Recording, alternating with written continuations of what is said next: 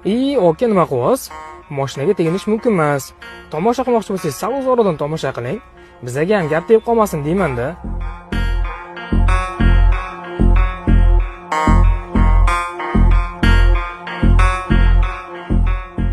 Assalomu alaykum.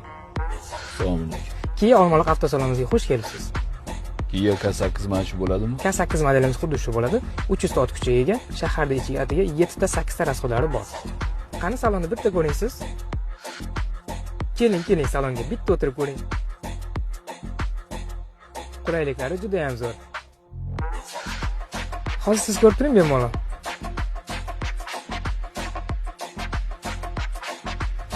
Oka, nima o'tirib oldingiz?